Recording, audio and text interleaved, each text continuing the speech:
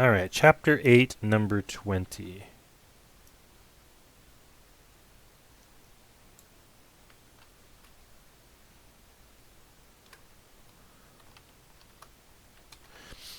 Is this the problem you meant?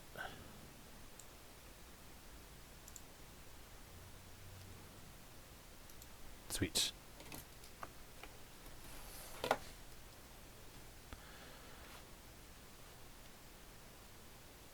All right. Ball with an initial velocity is moving at a 60-degree angle, and then hits a wall and bounces off. Okay. So we have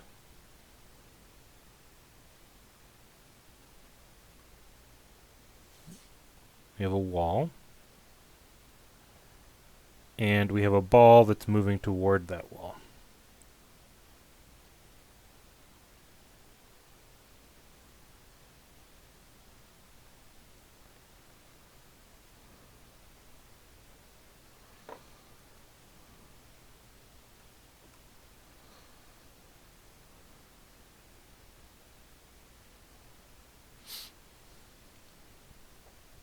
So this will be situation A. And then situation B is the ball has bounced off of the wall.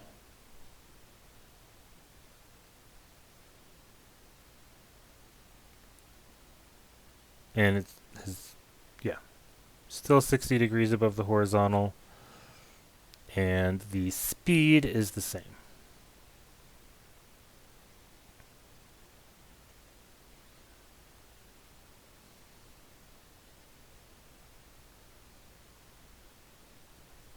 All right, this will be situation B.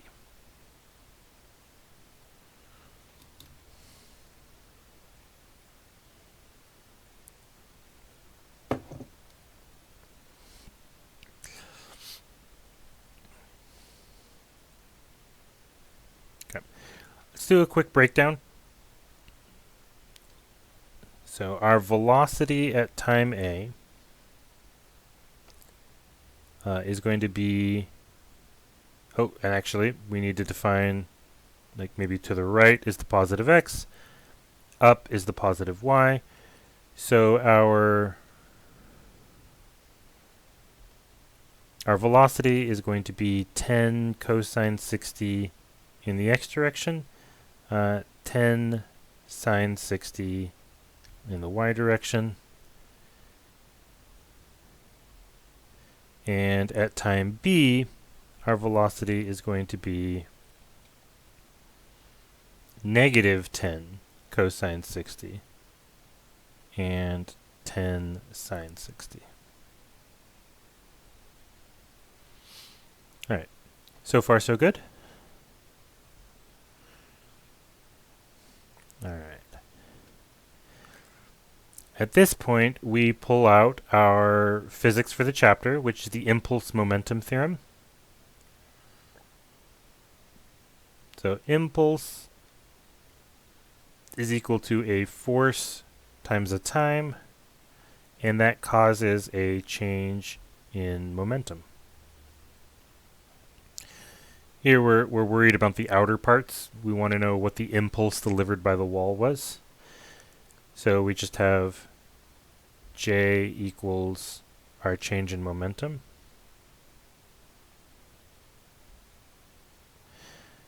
Which is going, and by change in momentum, we mean our momentum at B minus our momentum at A.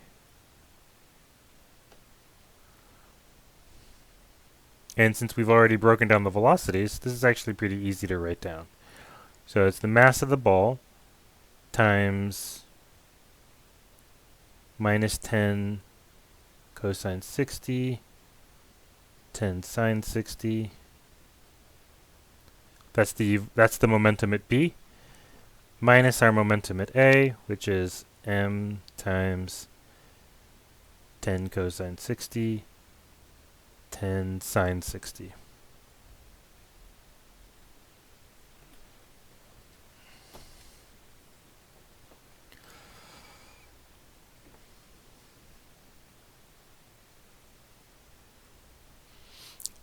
And then to finish it off, we just do the vector subtraction.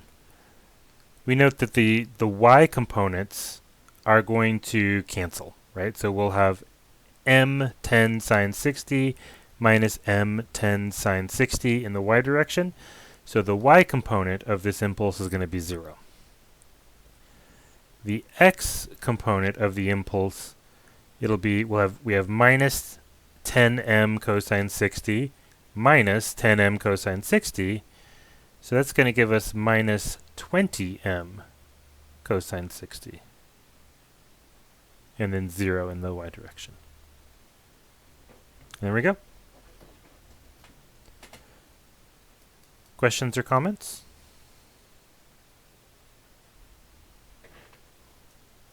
That's it.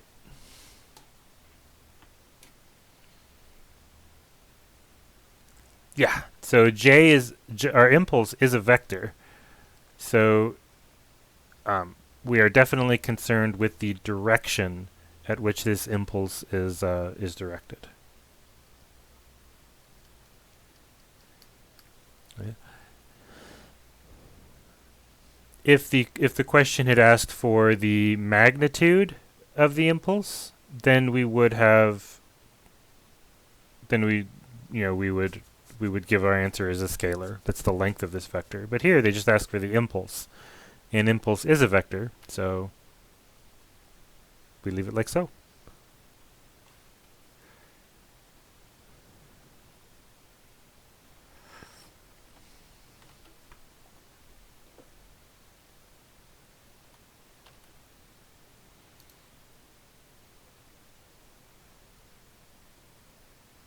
All right. So I have a request to review our physics toolbox. And yeah, I think that's definitely an appropriate thing to do here.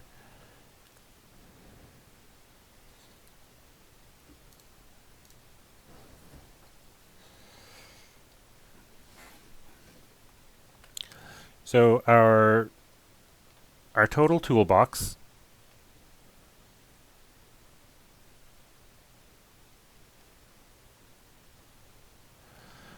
we started with kinematics.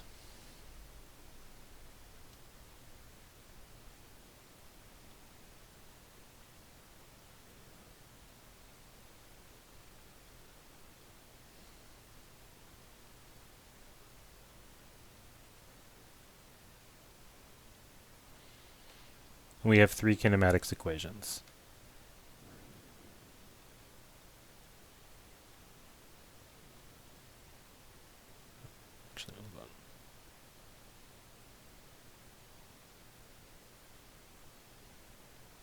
And that's the most number of equations in a chapter that we ever get.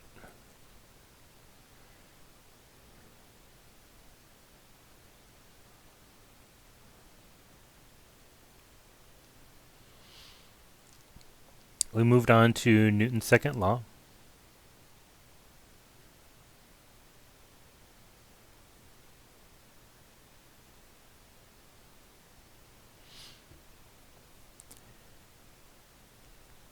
And maybe make a note here that we actually know about a few different kinds of forces. We know about tension. We know about normal. We know about friction. And we know about centripetal.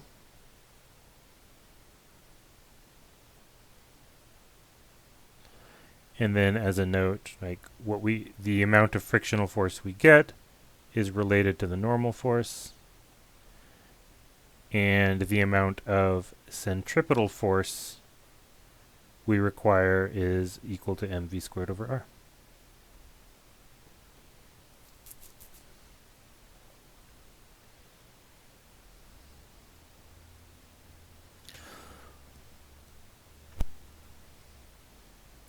From there, we moved on to work and energy. So we have the work energy theorem, which is work is provided by a force applied over a distance. Only the part of the force that's parallel to the displacement counts, and that causes a change in energy. Yeah, Abigail, that in purple, that's Newton's second law there.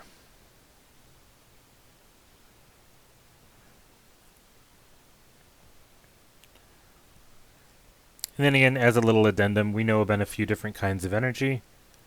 We know that kinetic energy is 1/2 mv squared.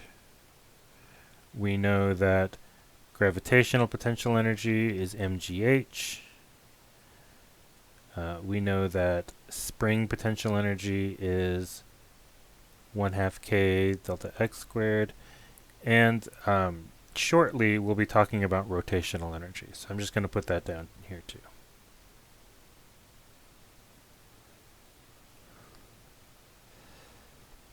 Yusuf, that's exactly right. If the force is not parallel, we can add in the cosine theta, like because the F cosine theta is just the part of the force that is parallel to the displacement. So, and then lastly, the chapter that we're on now with momentum, we have the impulse momentum theorem, where an impulse is provided by a force applied for a time, and that causes a change in momentum. Momentum is defined as mass times velocity.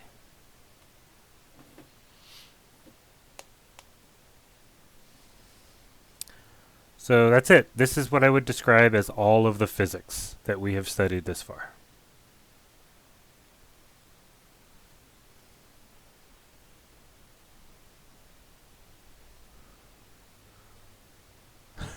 Feels like it's more. Did I leave something out?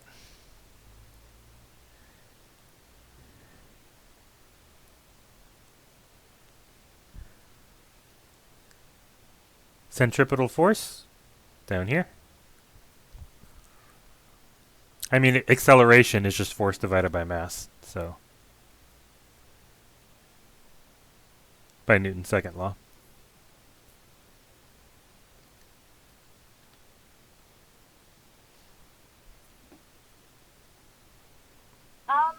So I know in theory we should be doing all practice problems to get the hang of things, but we can't for whatever reason. Which practice problems do you suggest? Like a couple in the middle from each section, or like the middle of the entire chapter? Yeah, so if you can only if you're time limited, the minimum I would suggest would be the first problem from each section and the last problem from each section, because that'll give you like the easiest problem from the section and the hardest, more or less. And if you can't do the last problem of the section, then that's an indication that you really do have to go back and do more problems from that section. Okay. But our test would probably be like in the middle to hard level. Yeah, that's right. I try to keep the test questions in the middle-ish region. And are there any sections that we skipped over from chapter 7 or 8? I'm sorry? Are there any sections that we skipped over from chapter 7 or 8? I don't believe so. Okay. Yep.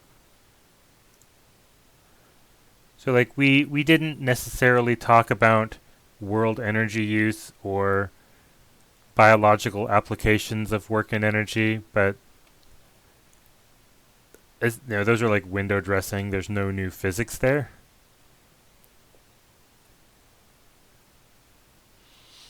Oh, Yusuf, you're right. We didn't talk about rockets yet.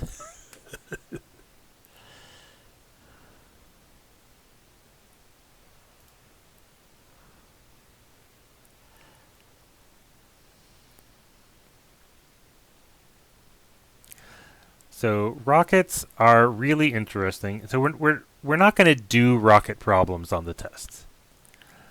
But the idea behind rocket propulsion in general is that not only can you change your momentum by changing your velocity, you can change your momentum by changing the mass, right? So rocket propulsion works by throwing stuff out the back of your vehicle really fast. so that so you are decreasing your own mass and you are increasing the velocity of the fuel that you throw out the back, and so that's what moves a rocket forward.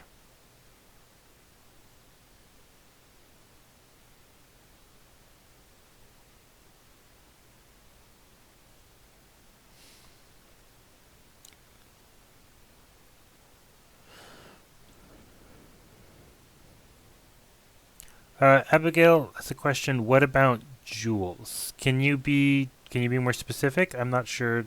I'm not sure what that question is.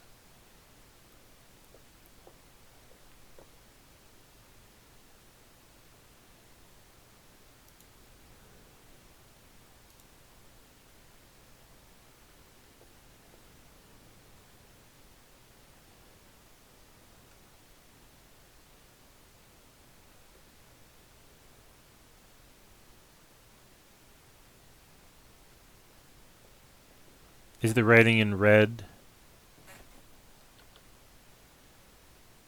No, green is joules. So joules is just the unit, like our SI unit for energy. Yeah, the capital J, okay, is also used for impulse, and that is because we have straight up run out of letters. So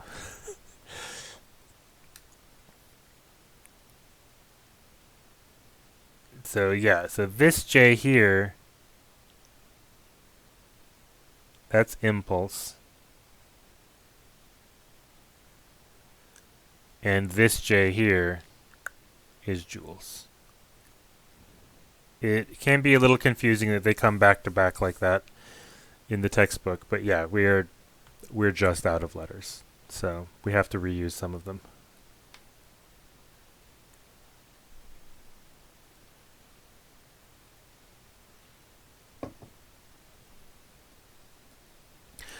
You might ask, why couldn't we use I for impulse, right? And that's because, well, actually, I, as we'll see in the next couple of chapters, that I is for moment of inertia, and we couldn't use M for moment of inertia because we were already using that for mass. So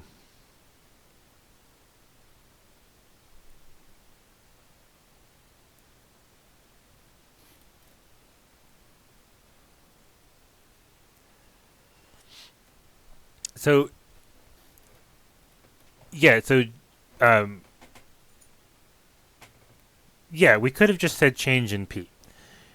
The flow of the impulse momentum theorem is that the thing, so it's written analogously to Newton's second law.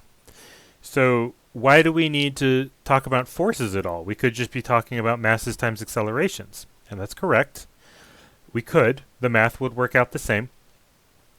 But the meaning behind Newton's second law is that forces are the things that cause acceleration. And then we get down to the green, the work energy theorem. Work is the thing that causes a change in energy. And then into the red, impulse is the thing that causes a change in momentum. So all of these purple, green, red, they're all statements of cause and effect.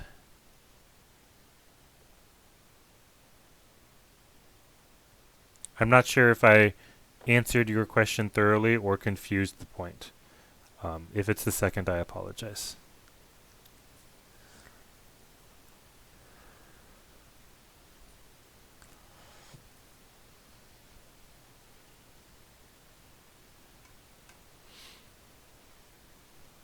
All right, good.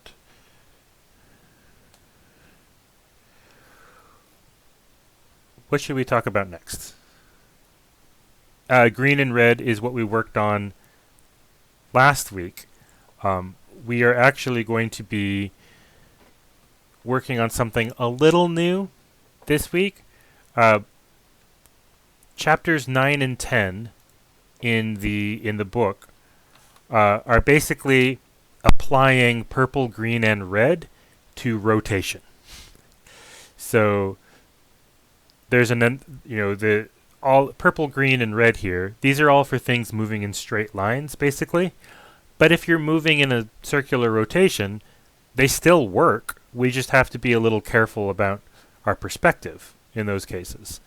And that's what chapter 9 and 10 is going to be about. It's going to be about forces, work, and momentum for things that are rotating.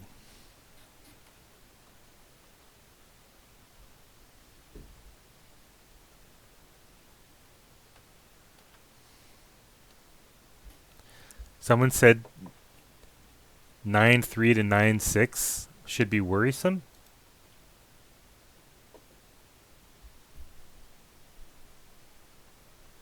I don't know that I would agree with that.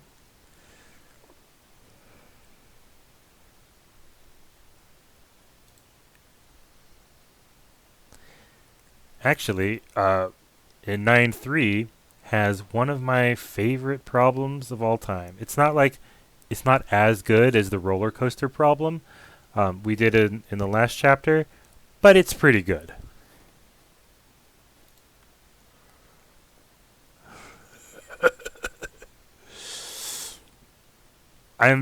I'm really excited to get into chapter 9. It's a ton of fun.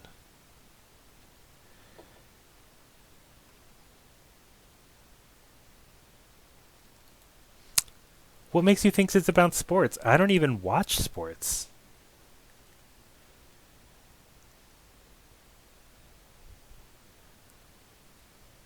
You assume just because I ask questions about place kickers? It's a good problem. It's a really good problem. But no, I haven't watched football in like 10 years.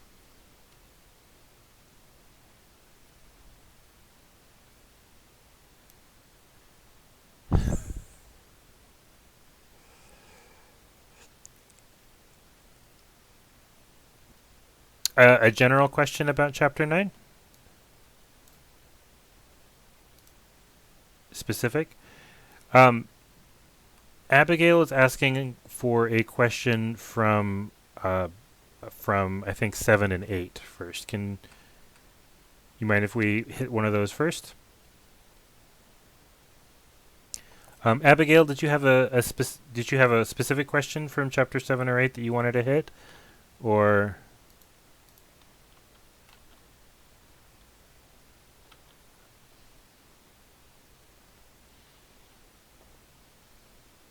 All right.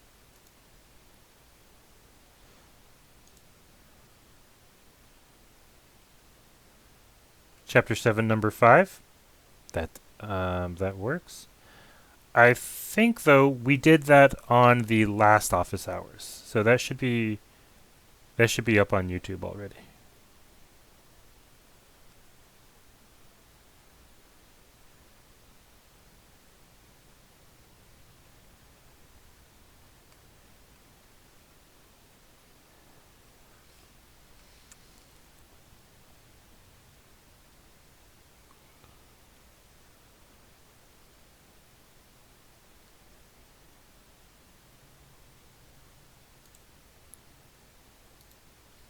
All right. Let's do chapter 7, number 27.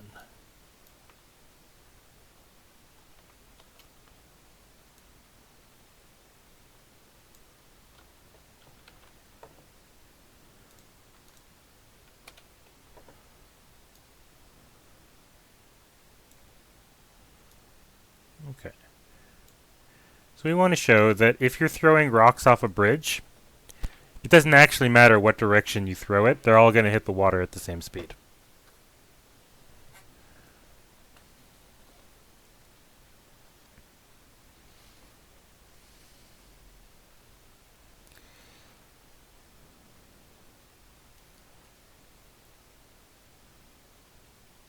So here you are on the bridge. And yes, that is exactly what bridges look like. Um,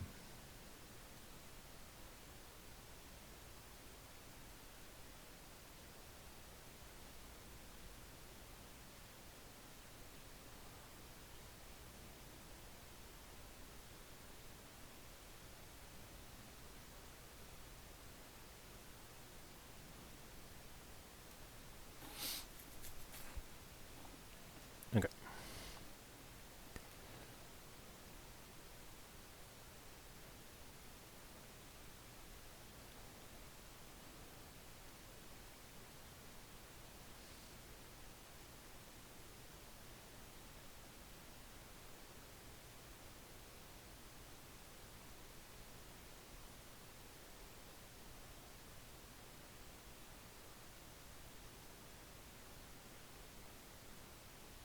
And here's the lake that you're throwing the rock into.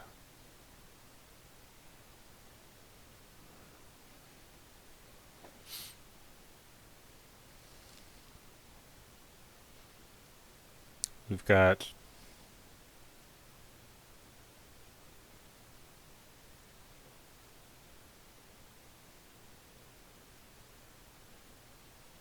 height of 20 meters here. All right. So we got two situations here. Situation A is right after you throw the rock. Situation B is right before the rock hits the water.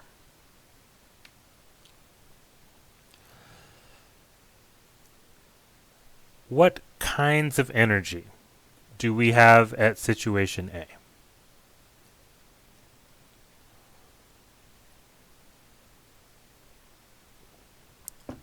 Potential and kinetic. Absolutely correct. So the potential energy at A is going to be mgh. The kinetic energy at A is going to be 1/2 mv squared, where the v is the speed, not the velocity, right? So kinetic energy doesn't care about your direction. It only cares about how fast.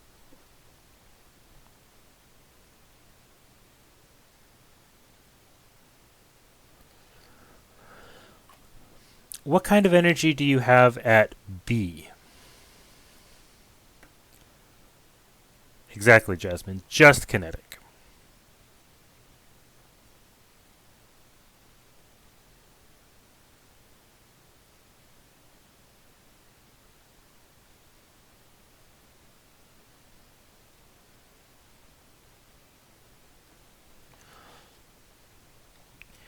Are there any external forces acting on the rock between A and B?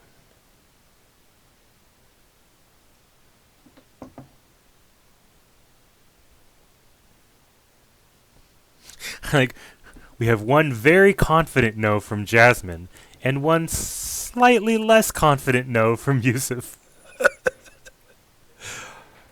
Yeah, there's a little bit of air resistance, sure.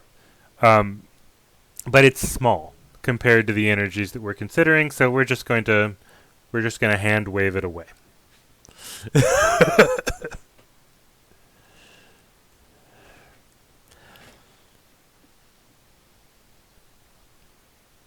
Though we will come back to that in a second.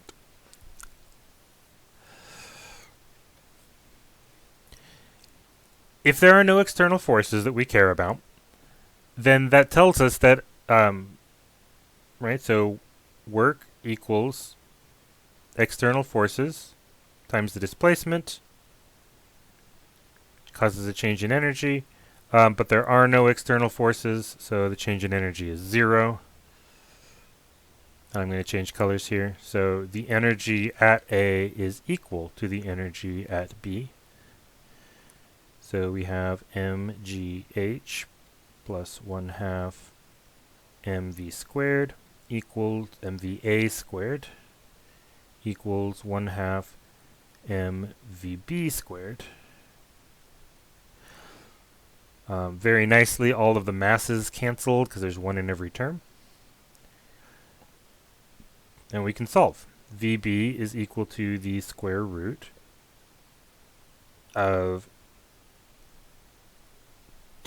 2GH plus VA squared.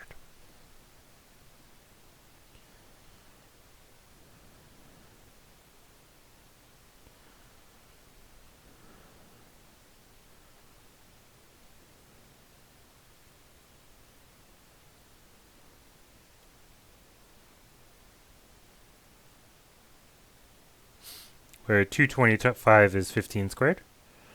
So the first term we get 2 times 10 times 20. That's 400. So 400 plus 225 is 625. Square root of 625 is 25.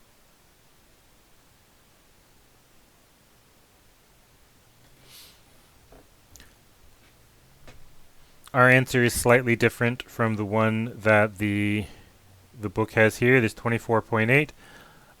Because I cannot be bothered to write G as 9.8, I instead rounded to 10.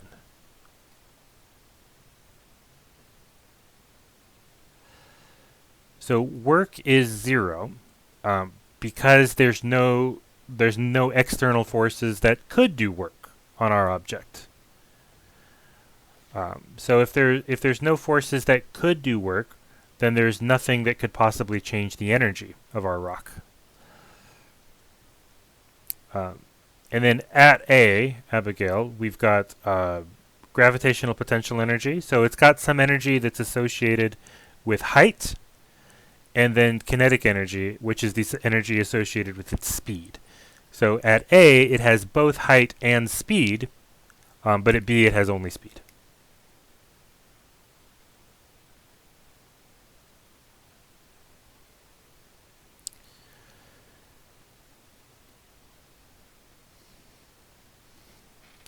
I would like to revisit Yusuf's comment about air drag for a moment. This property here, independent of the direction thrown, if there are no non-conservative forces acting on an object, it has the property of path independence.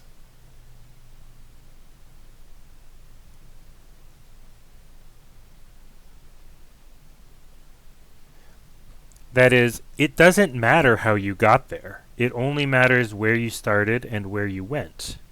But what path you took to get there doesn't matter at all where energy is concerned. So in a sense, we lose a lot of the intermediate information about the position and trajectory of the rock. But if we don't care about the trajectory of the rock, then we can just use energy to analyze the beginning state and end state.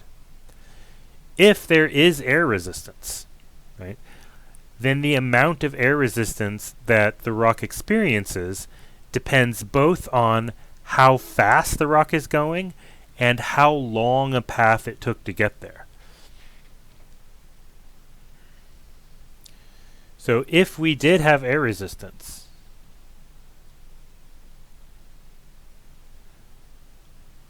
then path matters.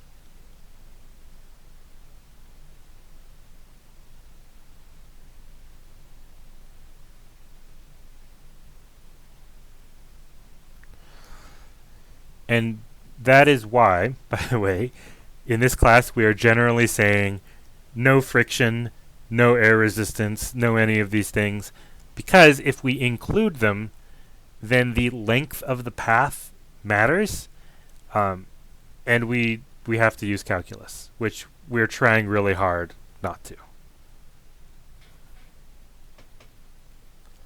guess, what's the point of not doing it with calculus? Is that just how mechanical physics works? We're not doing it with calculus because the conceit of this class is that you all have not had calculus, and so we shouldn't expect you to use a math that you don't know. In practice, it is certainly true that most of you have had Calc 1 already, and so if I introduced an integral, you would not die of shock. But there it is. The conceit of the class is you've never seen an integral before. Mm. And actually, for many of the things that we need, we actually need techniques from the second semester of calculus, from Calc 2.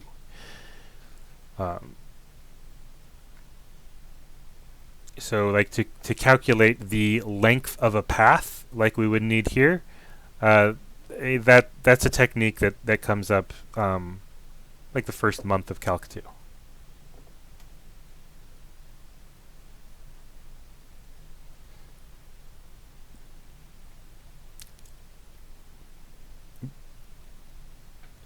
If you want to do any programming, series is where it's at.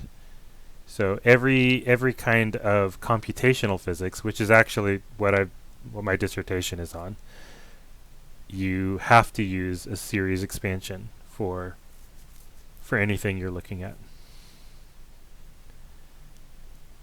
But no, you don't have to do that when you've got pen to paper physics.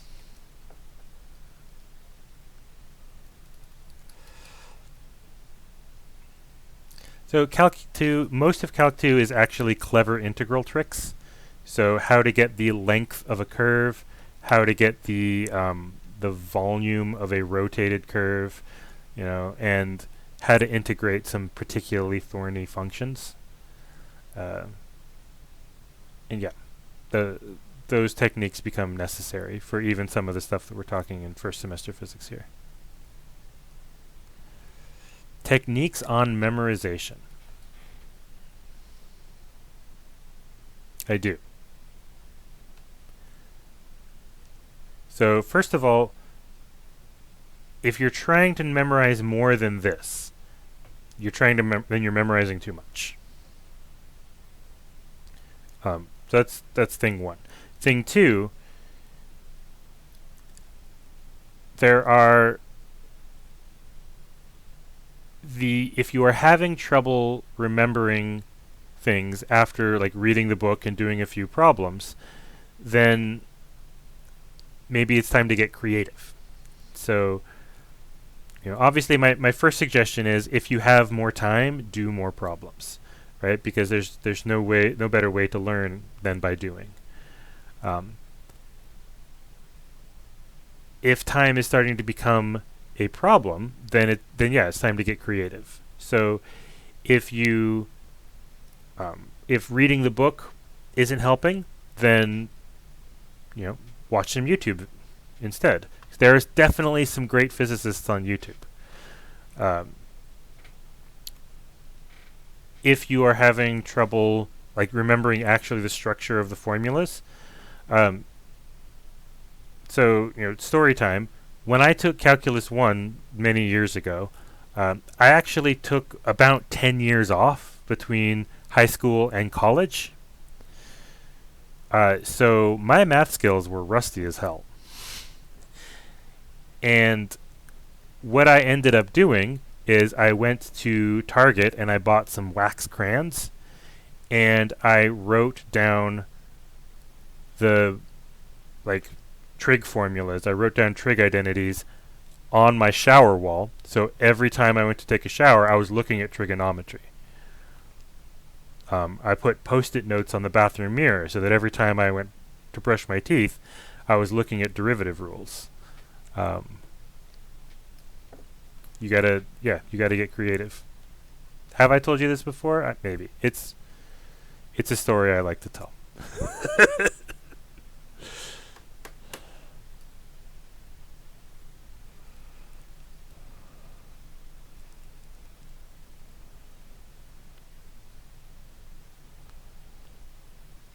So I don't know if that answered your question fully enough, Abigail. Your mom's gonna think you're crazy? Maybe. My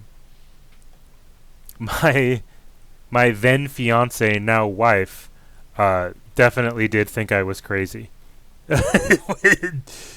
She came over to have dinner one night and she's like, "Why is there scribbling on your bathroom walls?" And that was a difficult relationship question. Or difficult relationship conversation.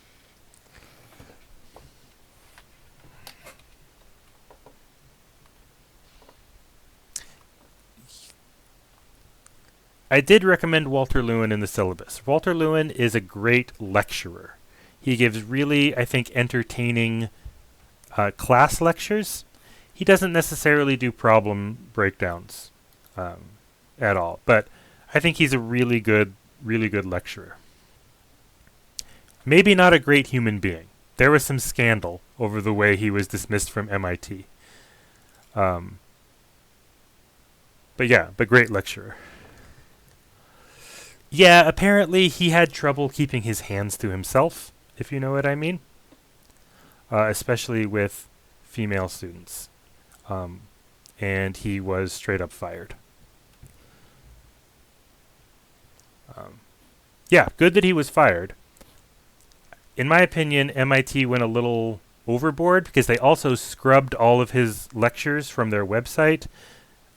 So you can't get any Walter Lewin materials on MIT anymore. You have to go to the playlists on YouTube, which used to be hosted by MIT. So even though he's a rotten person, still a great lecturer.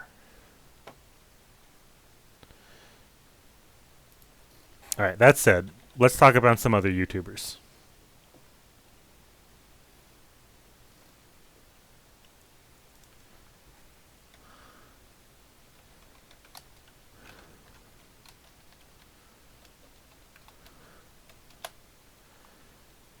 Yeah, where he almost got his face smashed by a bowling ball. Yep. So of course Khan Academy is great, and there's definitely a bunch of physics videos on Khan Academy. I also really like the organic chemistry tutor, which even though organic chemistry is in his name, he mostly doesn't do organic chemistry.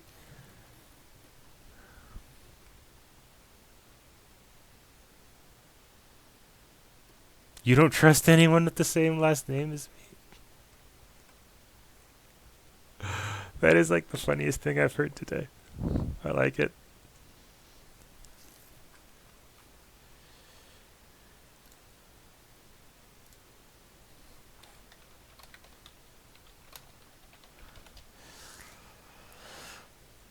Let's see. Who else do I like? Crash Course. Have you guys seen Crash Course?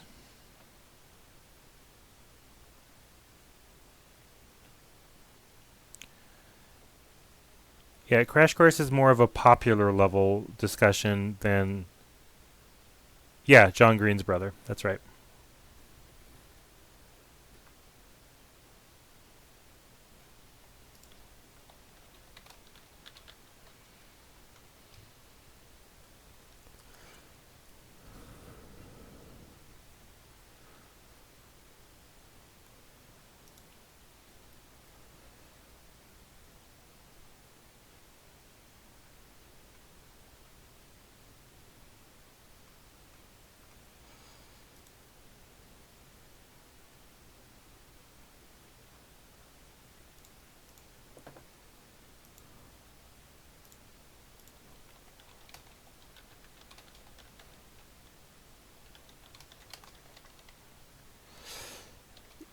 Yeah, I mean, you're not wrong.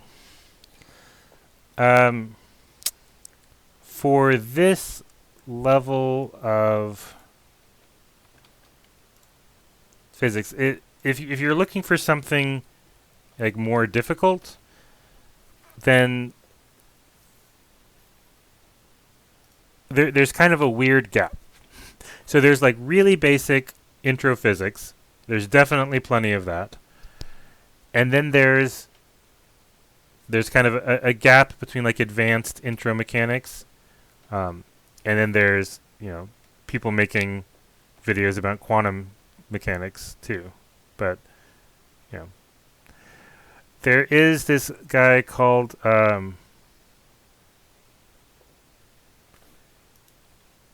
Dr. Physics A.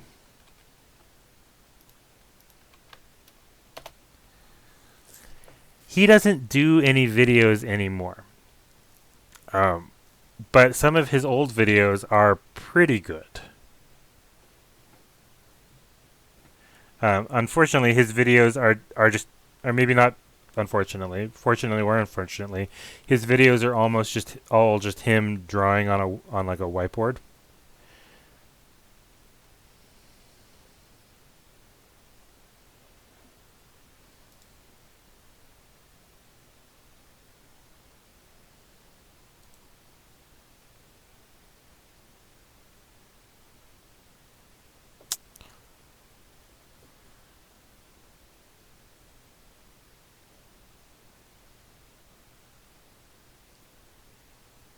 Better than those dusty chalkboards they use at MIT. Hey, there's those chalkboards are classic, man. There are things that you can do on chalkboards that you cannot do on whiteboards.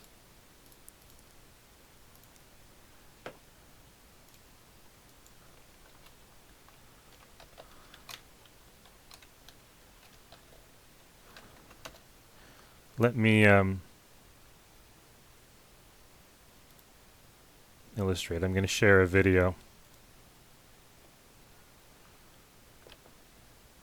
So there is a chance that WebEx will crash when I share a video. If it does, I'll be right back.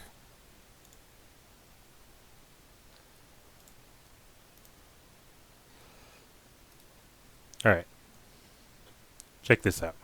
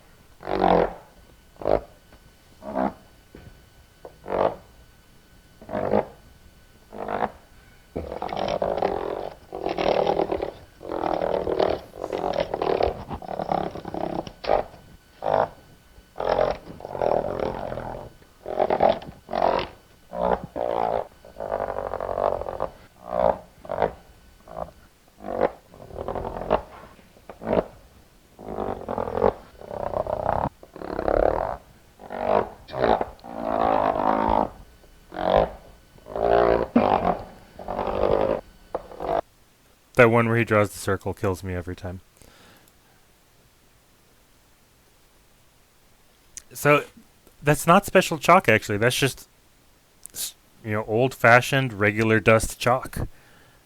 And the reason it works so well is because blackboards are actually a layered material. So there's like a backing and then a blackboard layer, and there's some elasticity between them and also some elasticity to the chalk that lets you just bounce it across the chalkboard if you're skilled.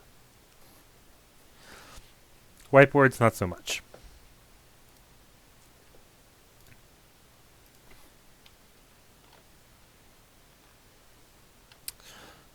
All right, what should we work on next?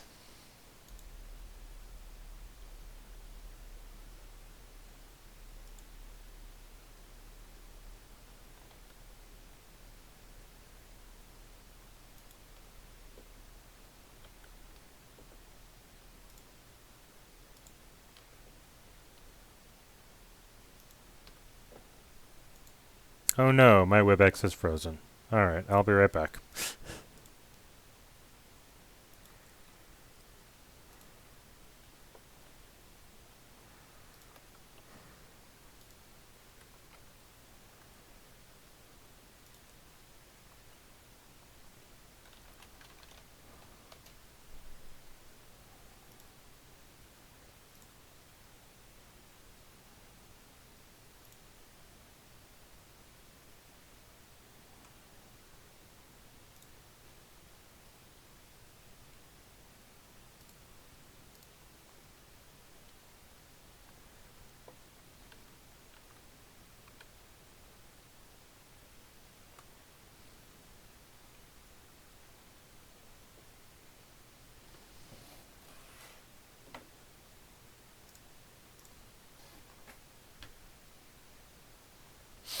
All right, I'm back.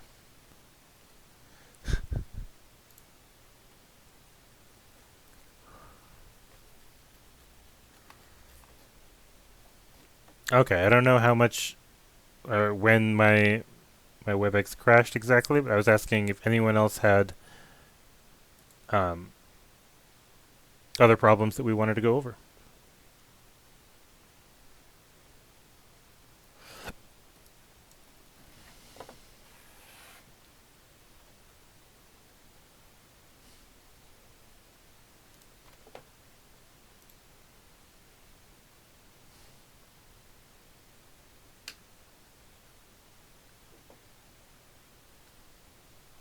Nope. Can you hear me?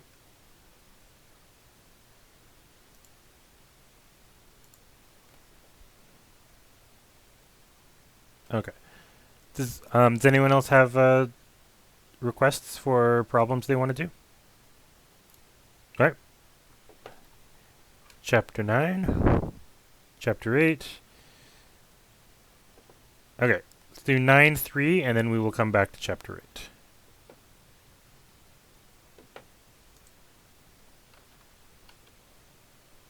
Dr. Wolfs. Yes. Oh, hi. So for question 3, the reason why I had a problem because so in this chapter we get into static equilibrium. I believe that's what it's called. So for the third one, it says that so in that problem it says it's motionless. So since it's Yes. motionless, I kind of assumed that it should be static, like it should be like in equilibrium, like it should like static equilibrium should be present or something like that. But it seems like it's not. I don't know if it is or if it isn't. No, your original instinct was correct. If it's motionless, then it must be not moving and not rotating. So the sum of the forces is not 0 though. It's not 0 if you try the problem. That's the thing. Okay, so we have a door, and one child pushes with a force at 17.5 newtons at a distance 0.6 from the hinges. So the hinges are over here. And that's important because the hinges are where a door is allowed to rotate. So one child pushes, say, this way, 17.5 newtons at a distance of 0.6. The second child pushes at a distance of only 0.45,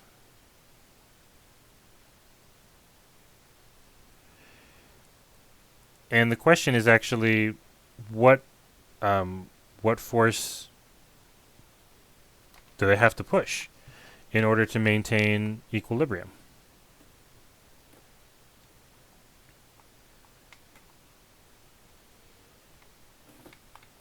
There is another force at play here as well. Right? There is a force exerted by the hinges.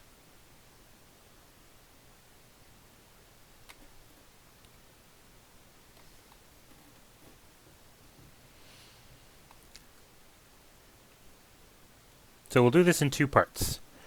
We'll figure out how hard child 2 has to be pushing to keep the door from rotating. And then secondly, we'll figure out how much force the hinges have to be exerting to keep the door from being pushed out of its frame.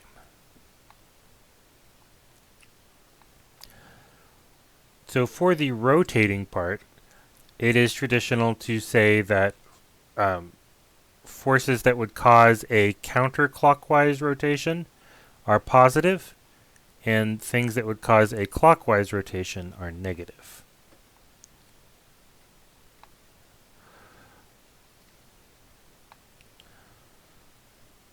Alright, so to keep this door from rotating, why is the force going down and up? Which one do you mean, Casey? Oh, yeah, this is a bird's eye view of the door.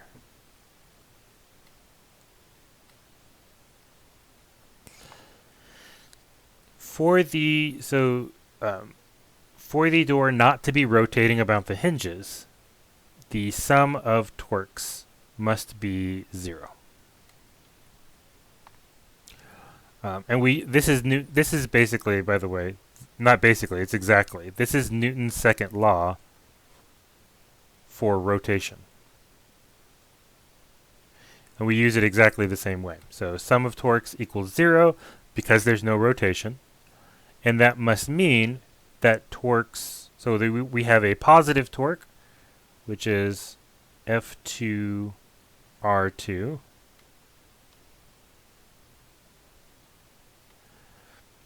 And then this is F1 and R1.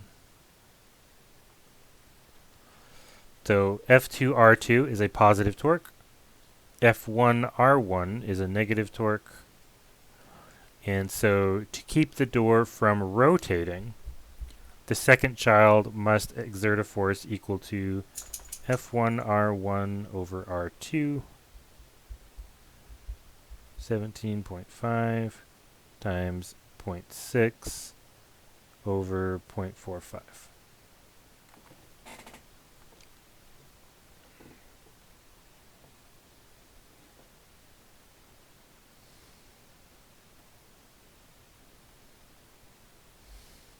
So this is like 23.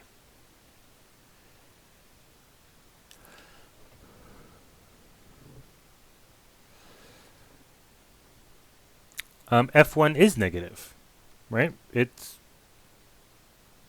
negative sign right there.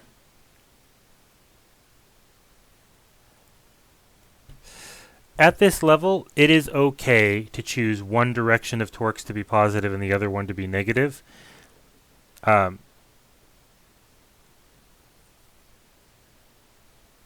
Oh, yours is crashing too? I am sorry that yours is crashing, but I'm glad I'm not the only one.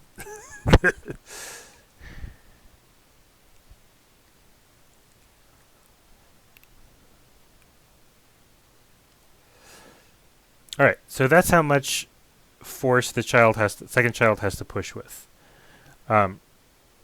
Notice that since the second child is pushing closer to the hinges, they have to push harder in order to keep the door from rotating.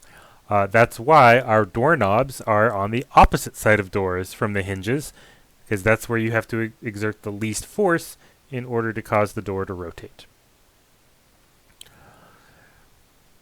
So this isn't the whole story, though, because we also know the door isn't moving, and so here we'll take up to be the positive y direction. So since the door isn't moving, the sum of forces is also 0. And those forces are going to be the force from the hinges and the force from the second kid going up and the force from the first kid going down.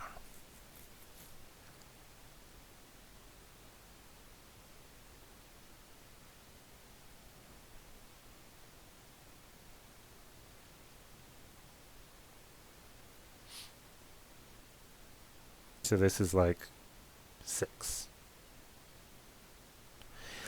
Yeah. So there was another force that wasn't obvious. Right now, the force from the hinges cannot stop the door from rotating, right? Because a torque is a force applied at a distance from the axis of rotation. And no matter how much force the hinges are exerting on the door, their R is 0, right? Because they're at the axis of rotation. So they produce no torque. So the hinges cannot cause the door to rotate, but they can stop you from ripping the door out of its frame.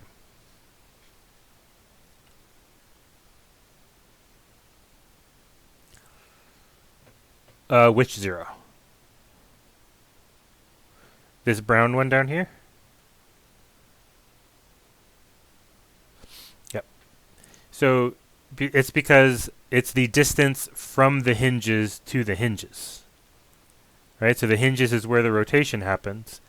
So the distance from the hinges to where the rotation happens is 0. So no matter how much force they're exerting, force times a distance of 0 is 0. So no torque.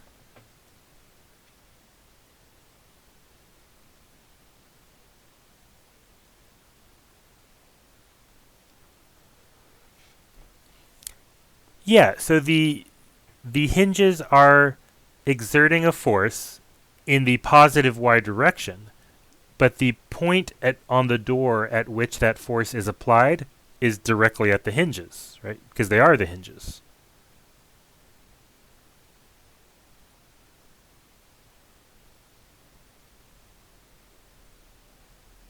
Okay. Sweet.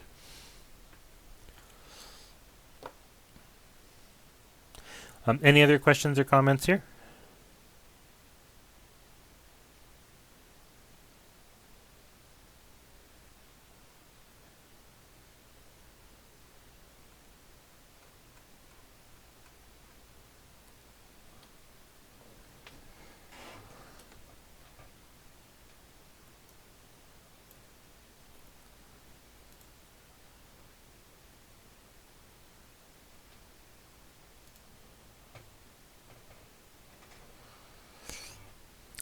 Can I say that I really appreciate that you all show up for office hours and ask good questions. I'm teaching the 152 class this semester as well, and I hold office hours on Thursday for them. And about half the time, there's not enough questions to fill the time, and so we just talk about anime. Which I don't mind talking about anime, but I would rather spend that time doing physics.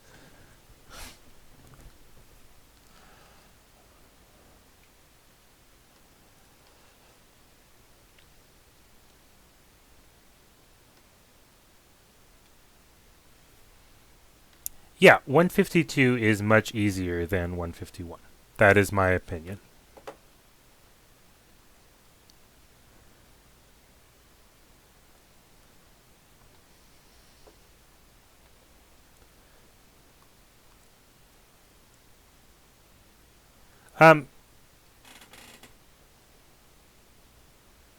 It can be a hard topic. What I like about physics is, especially once you learn a little bit of it, it feels creative.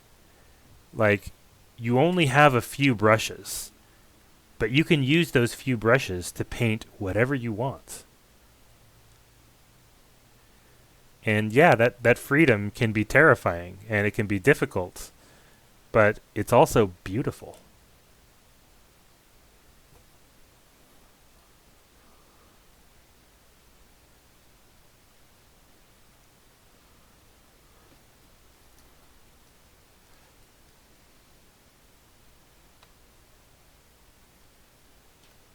I don't know if my analogy there made sense to anybody who's not me.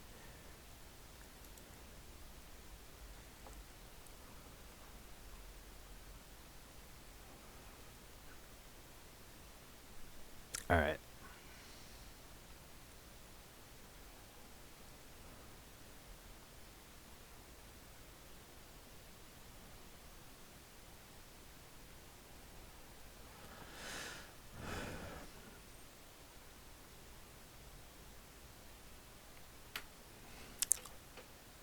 It is an objective subject, so there is a right answer. But it's not always obvious what that right answer is, nor is the question of how you should get there obvious either. And so yeah, there's definitely an element of creativity there. And I feel like that element of creativity is there in physics in a way that it isn't in, like, chemistry. Right? Chemistry has 20,000 laws, and there's a specific law for every situation. And in physics, you get like 3, and you're told to be creative.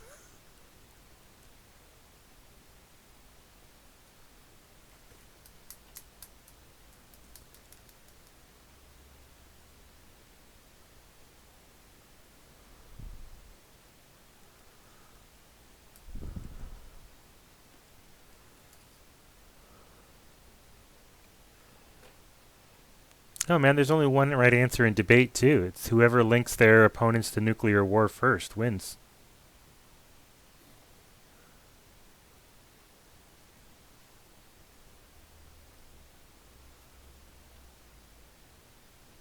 Yeah, I did policy debate for a year in high school and then 2 years in college.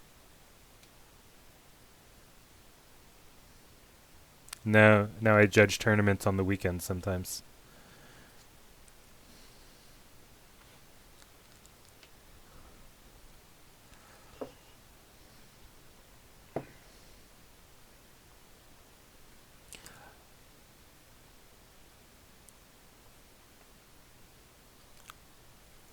Abigail, I don't know that I would say physics or chemistry is easier. I know that for my brain, physics makes sense more than chemistry does. I get annoyed at all the specific laws and rules, and I want there to be something unifying. And there just isn't in chemistry.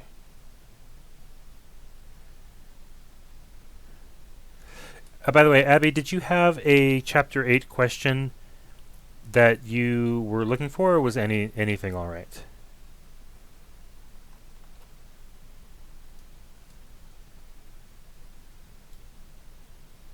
Anything's good. Yusuf, I don't know who Jake is. I actually did debate at the University of Oregon. And this would have been almost 20 years ago. So it's been a minute.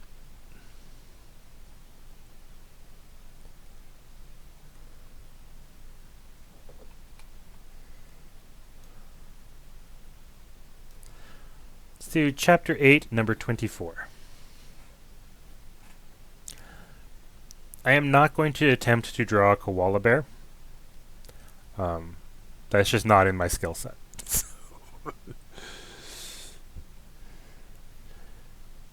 We've got an icy surface. And we have two clay models. Originally, one of them is moving toward the other one.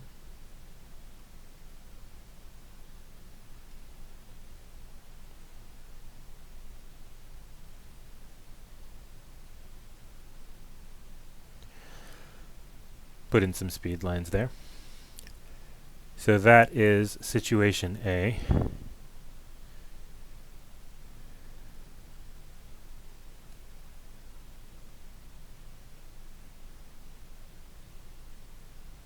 Oh, I'll see you later, Yusuf.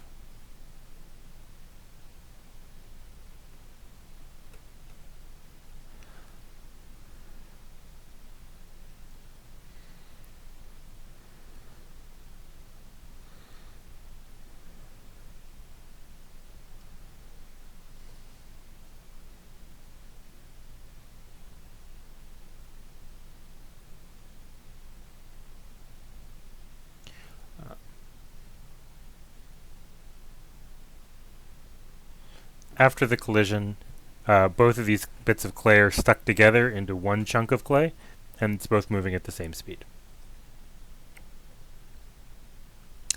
That is correct. This is a completely inelastic collision.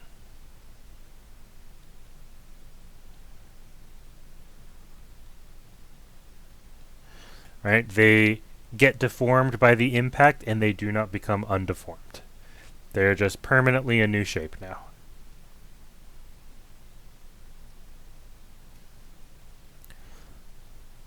I'm going to call to the right the positive direction.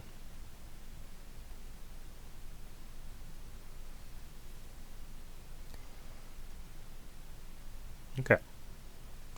Do we have any external forces acting on these clay blocks? Yeah, no external forces.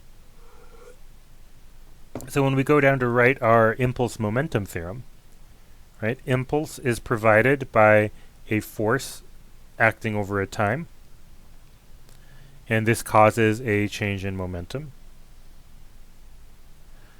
But there is no force, so the change in momentum is 0, which means the momentum at A must equal the momentum at B.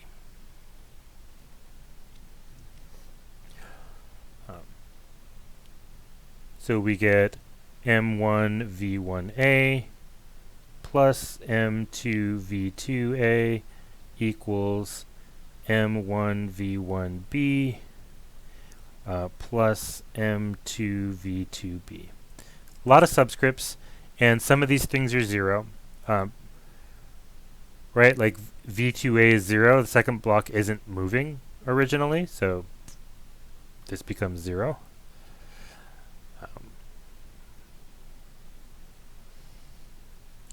And the other thing that we know, actually, is that since the collision is inelastic and these are sticking together, that actually they both have the same velocity afterward. So we don't need to write v1b and v2b. We just need to write vb, because they're the same velocity.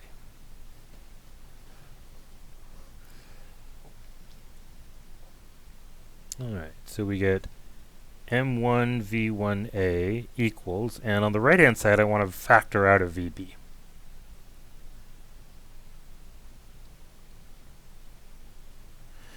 And that actually lets us solve for what we're looking for.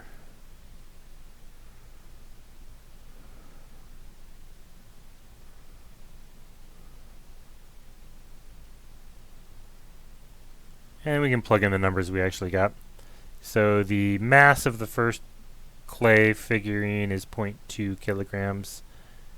It's sliding at a speed of 0.75 meters a second.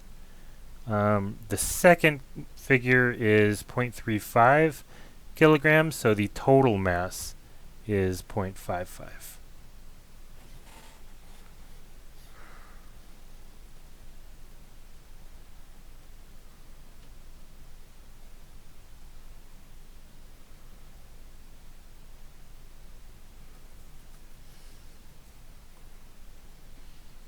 So this is approximately 0.27.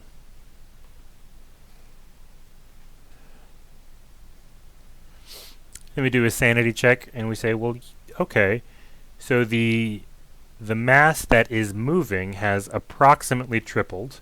It went from 0.2 to 0.55, so a little less than tripled. So the speed was cut by a little less than 2/3. That makes sense.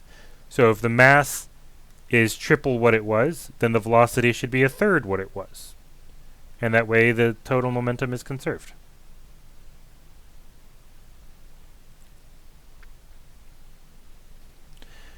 Questions or comments?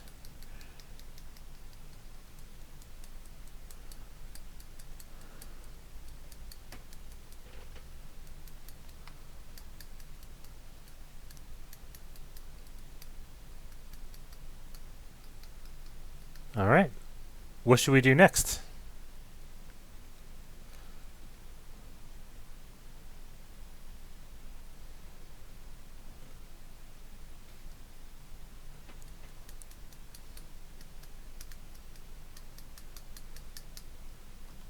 Chapter 9, question 7. All right.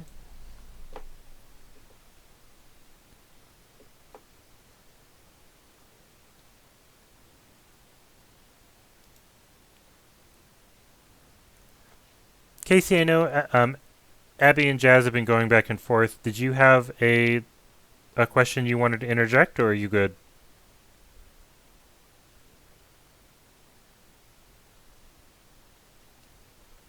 Okay, cool. You sure you want to do 9-7 and not 9-6 with the sweet picture of the horses behind?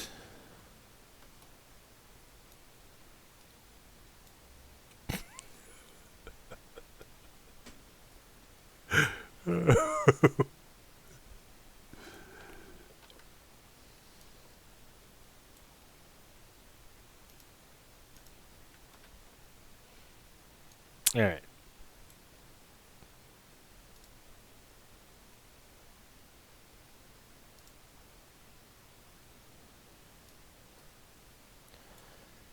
Two kids doing a kid thing on a seesaw.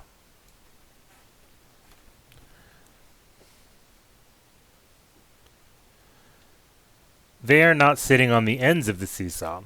That would make too much sense. Instead, they are climbing all over the seesaw and sitting wherever they please.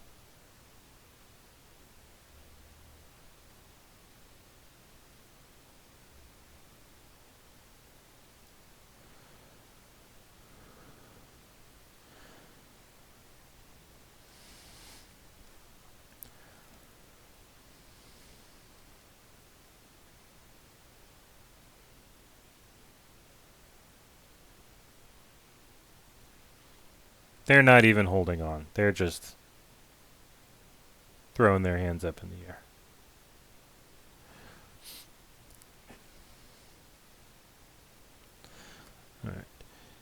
All right.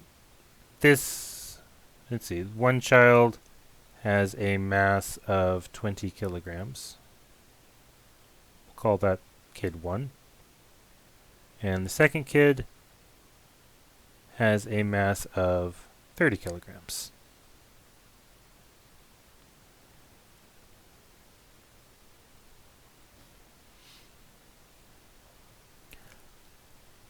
All right. And our traditional coordinate choice here is any force that's going to cause this thing to rotate counterclockwise is positive, and anything that would cause it to rotate clockwise is negative. So naturally, each child is exerting a force downward on the seesaw equal to their weight.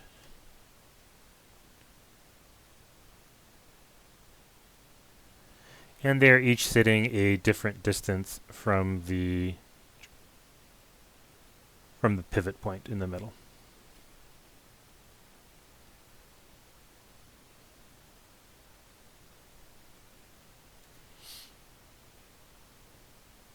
All right, questions or comments so far? Okay. We are told that these two kids, why don't we account for normal force? So normal force, there is a normal force from the pivot, right? So there's a normal force from the pivot upward. So we can include that. As we'll see in a minute, though, since the pivot is where this seesaw is rotating around, the normal force from the pivot to the seesaw doesn't produce any torque because it's at a distance of 0 from the axis of rotation.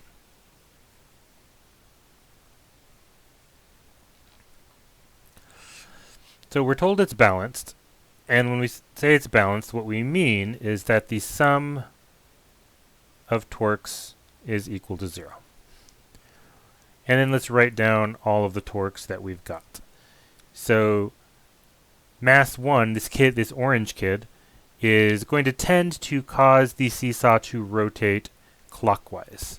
So that is going to be a negative torque, so minus m1g_r1. Then there's going to be not really a torque from the normal force, but we'll write it out. So the normal force times 0. And then we'll have a positive torque from the pink kid.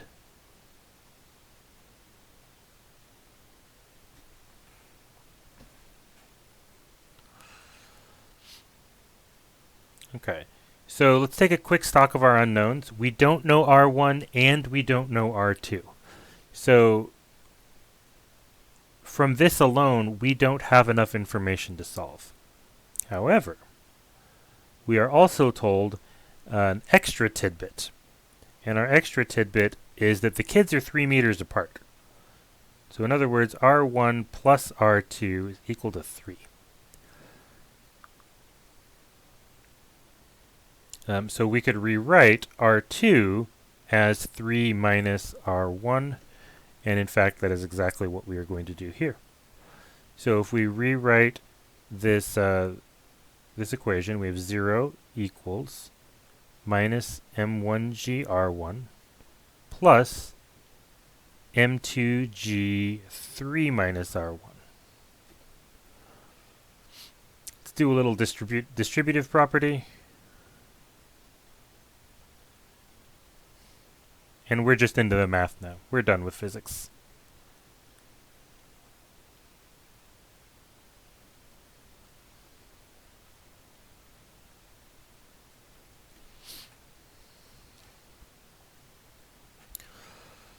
Alright, everything with an R1 in it gets moved to the left-hand side of the equation here.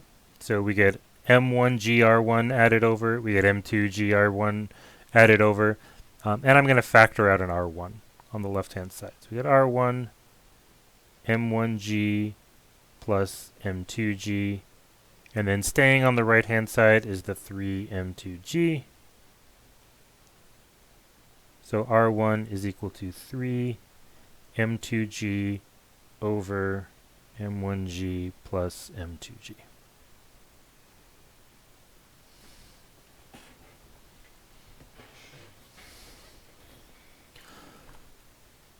Questions or comments?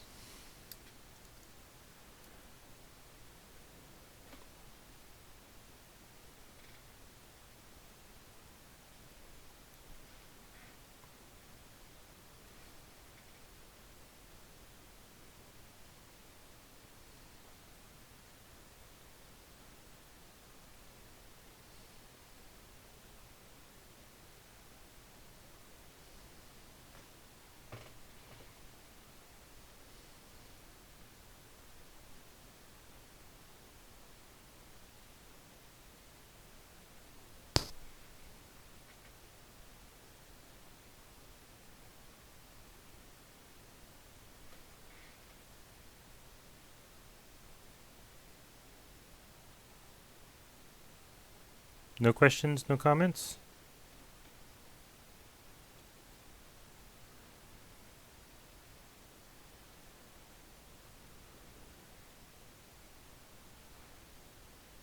Yep, actually I put in the wrong mass in the numerator the first time. It should be 3 times 300.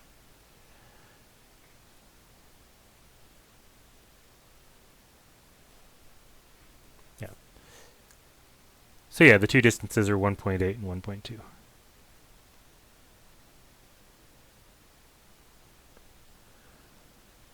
What makes a question a test level question?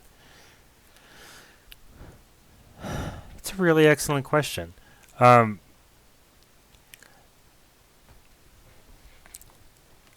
would say that a question is too easy if all you have to do is write down the formula, fill in the stuff on the right-hand side, and you're done. So that's usually too easy. Although I did have one of those question types on the first exam, and not everybody got it. So maybe I should reconsider that. And then too difficult, I would say if it involves concepts from 3 chapters at a time, like 2 chapters at a time, I kind of expect that that's okay. But 3 chapters, it's too much. Do you have to draw pictures on the exam? Yes, you do. And are you worse at drawing than me? Look at these stick figures and their disconnected arms. There is no way that you are worse at drawing than I am.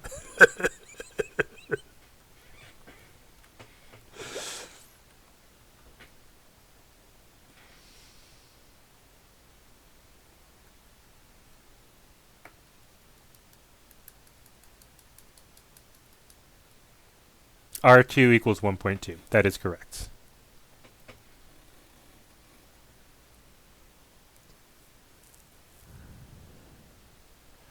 I don't think we can say it equals negative 1.2.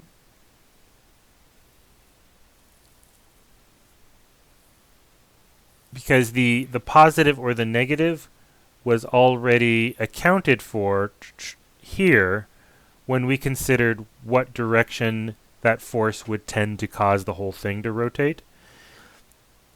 So we already took care of the positive or negative signs using our definition of direction. So we don't have to, Yeah, I would consider this a good test level question. It's not super complicated, but you do have to incorporate one extra piece of information so that it's not just a plug and chug.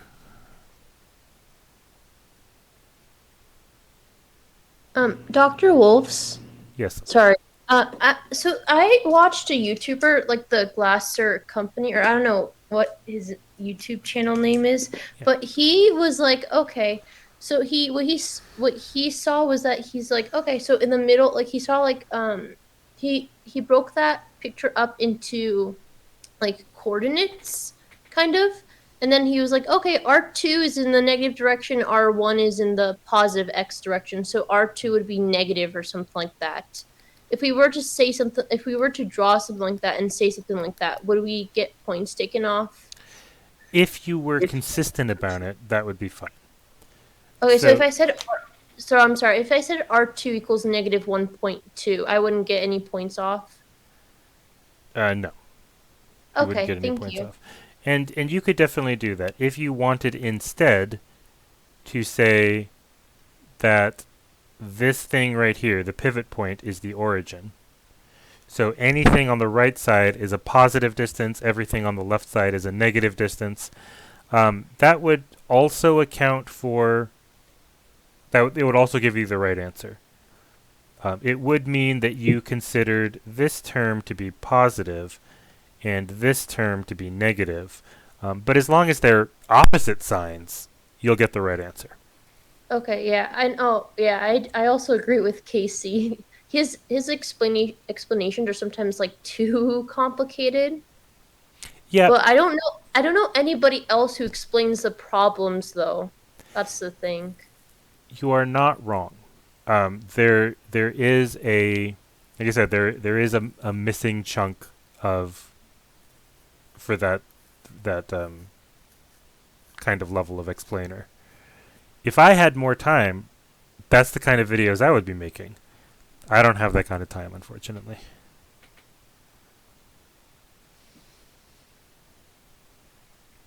There is a physics tutoring center at UNLV, and it is free. I think they only have a physics tutor 2 days a week, though. Oh, you mean the physics tutoring center in the department? Yeah, so the physics department also has a tutoring center.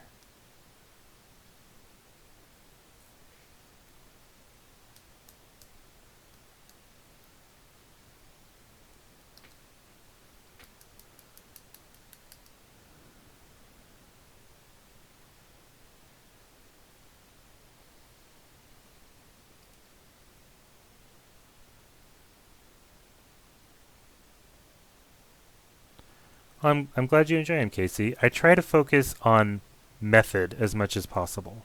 So like there aren't that many things to memorize.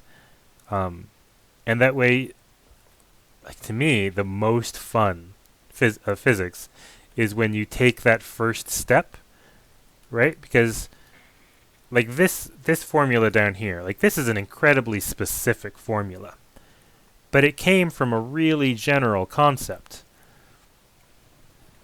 And for me, like the fun, right? The curiosity and the play of this subject is taking a general thing that we know is true and then making it specific for this situation. And you know, as Jasmine brought up, there's more than one way to skin a cat. You can get to your destination by more than one path, for sure. But that first step, when you take that first step on the journey and you're like, yes, I think actually this is the direction. That's my favorite bit.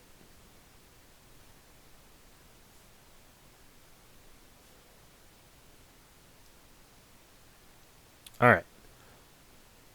What should we work on next? We got time for another problem or two at least.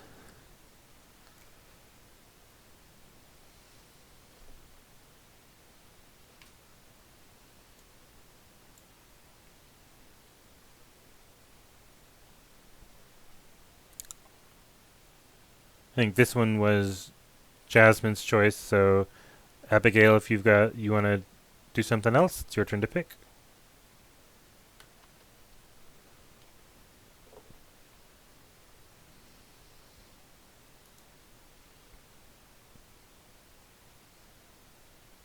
More chapter 8 coming right up.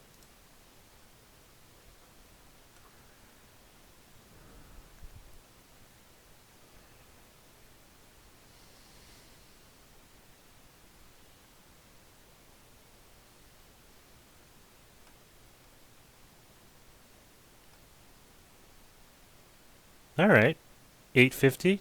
Let's do it.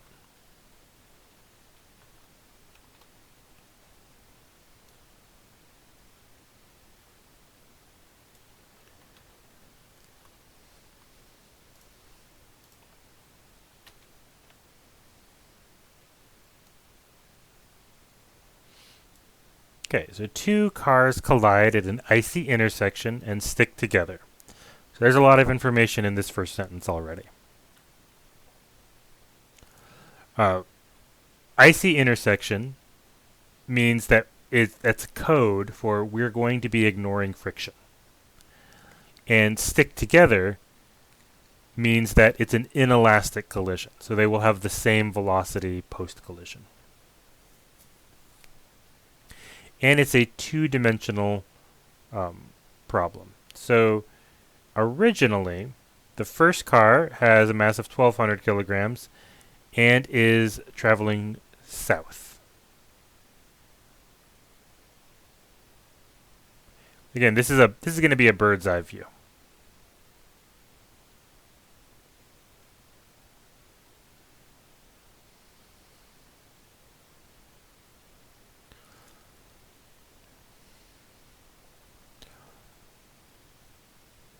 The second car is traveling west.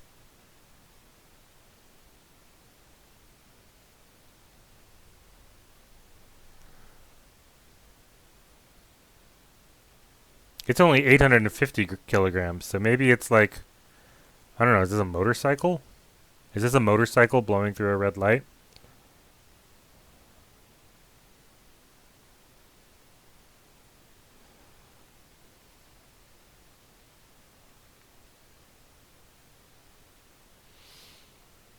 Okay. So here's the before. And then, so we'll call this, this is situation A. Situation B is going to be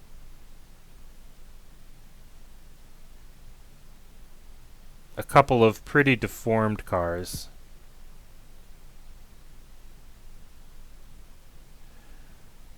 With some common velocity.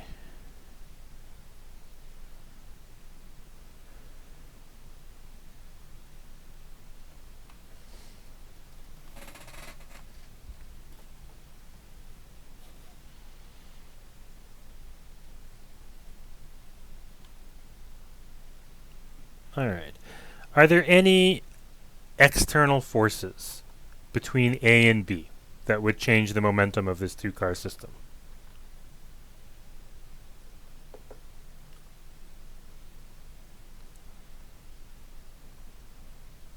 No, there's nothing going on here. So we're going to have conservation of momentum. So an impulse is caused by a force applied over a time, which causes a change in momentum.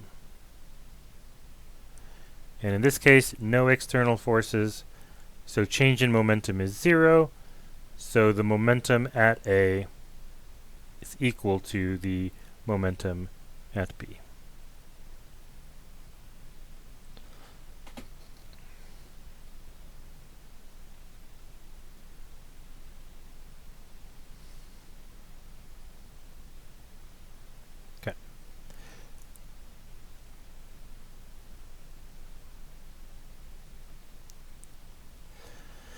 All right, so at A, we've got, I remember, we've got a two-dimensional situation here, and momentum is a vector, direction matters. So we have the momentum of the first car, which is going to be nothing in the x direction. And real quick, let's say that south is positive and west is positive. So we have nothing in the x direction. We have m1 v1a in the, well, not negative, why did I put negative? m1 v1a in the y direction. And then the second car has a momentum of m2 v2a in the x direction and nothing in the y direction. And after the collision, when they've stuck together, right, there's momentum in the x and the y direction.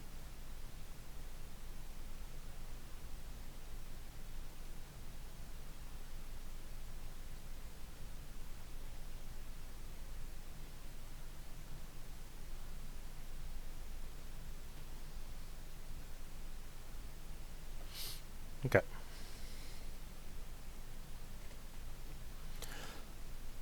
Is everyone with me so far?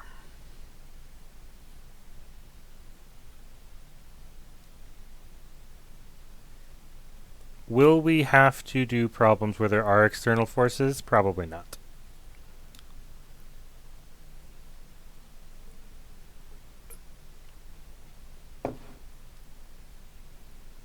I mean, we did a problem where we bounced the ball off of a wall, right? And we asked, well, how much impulse did the wall exert on the ball? That was it was treating the wall as a source of an external force. So, I mean, there's that. But that's probably the most complicated external force question that we would deal with.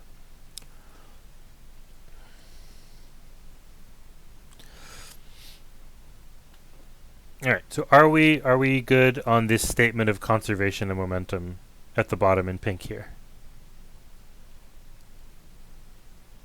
All right. So quick check for unknowns.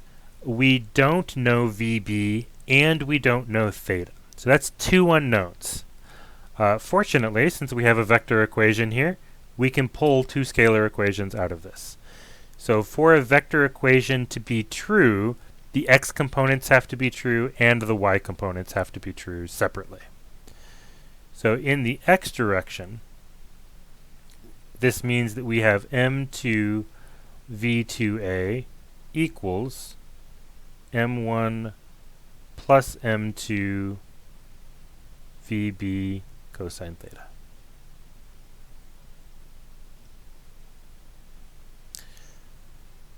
In the y direction,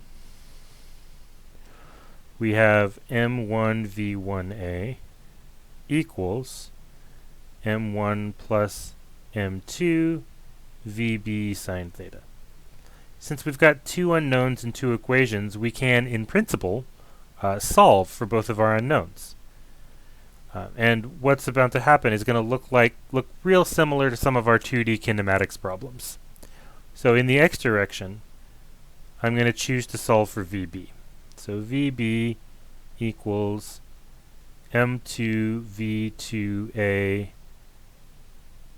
over m1 plus m2 times cosine theta. And then we can take that and we can plug it into our second equation.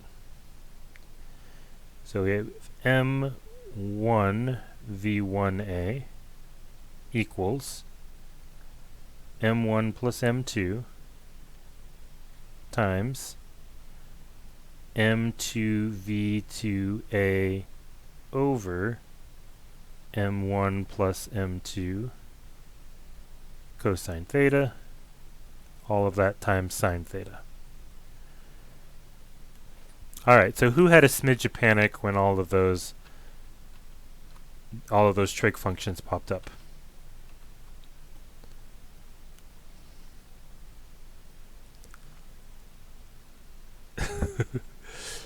Something beautiful is about to happen, though. Cancellation is one of my favorite feelings. So we notice in this smushed together mess that we have on the right-hand side, we've got an m1 plus m2 in the numerator, and we have an m1 plus m2 in the denominator. Boom, gone. We have a sine theta in the numerator and a cosine theta in the denominator. That's just a tangent theta.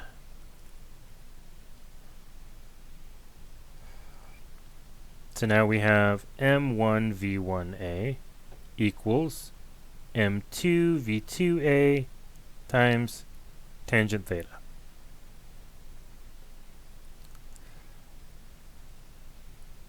So theta is equal to the arctangent m1 v1a over m2 v2a. Boom.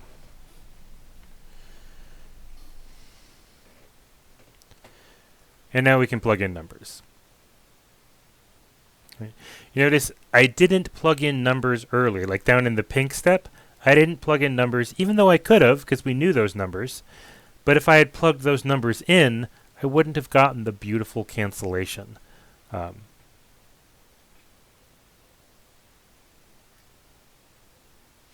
right, so in the numerator, we've got the mass of the first car, which is 1,200.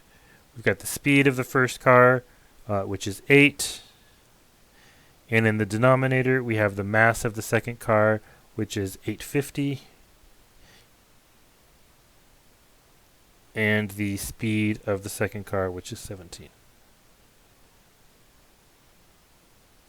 Take the tangent inverse of that, and we get the angle is 33.6.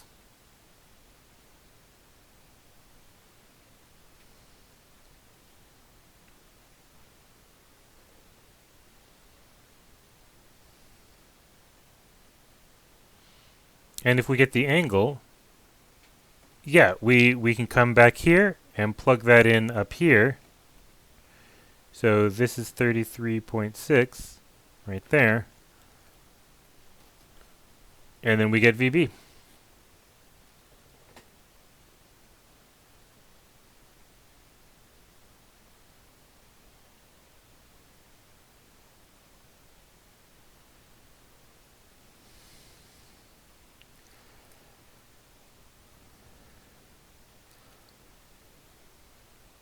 So VB is it's like 8.46.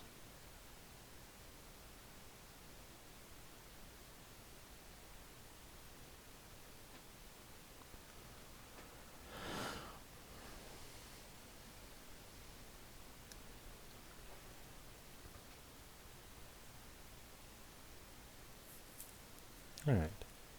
Questions or comments?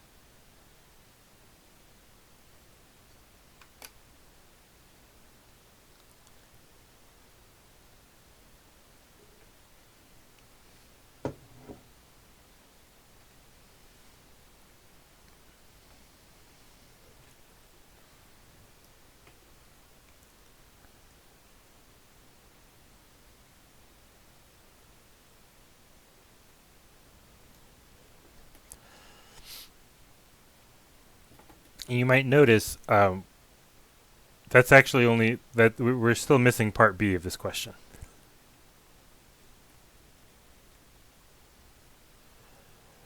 So part B asks about the change in kinetic energy. So the kinetic energy in situation A is equal to the kinetic energy of car 1 at A plus the kinetic energy of car 2 at A. So that's 1/2 m1 v1 squared plus 1/2 m2 v2 squared.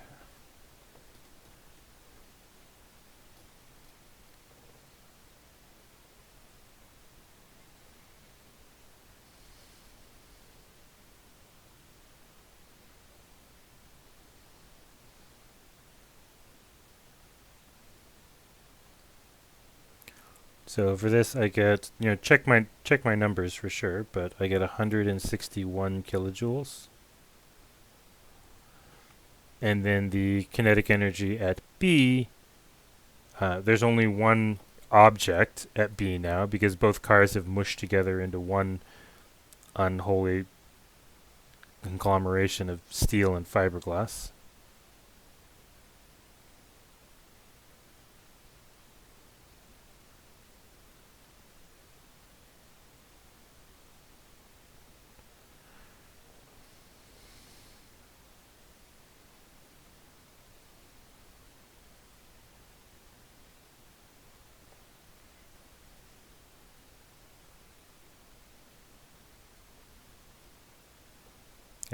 So after the collision, they only have 73 kilojoules of energy.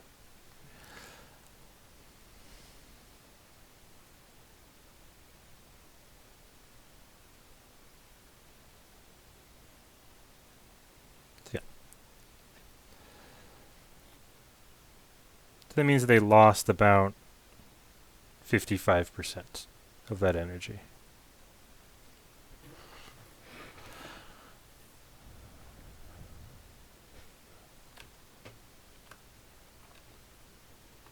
Yes, the recording is still going. So we've got just a couple of minutes. Is there any quick questions or comments that you all would like to make?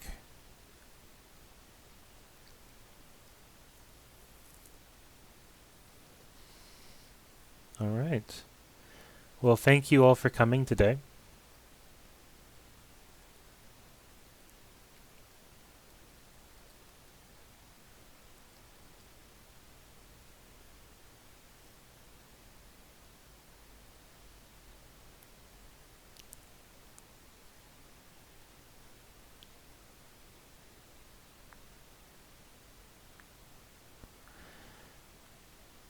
Yeah, enjoy the rest of your day. I will see you on Friday, and we will talk about things that rotate.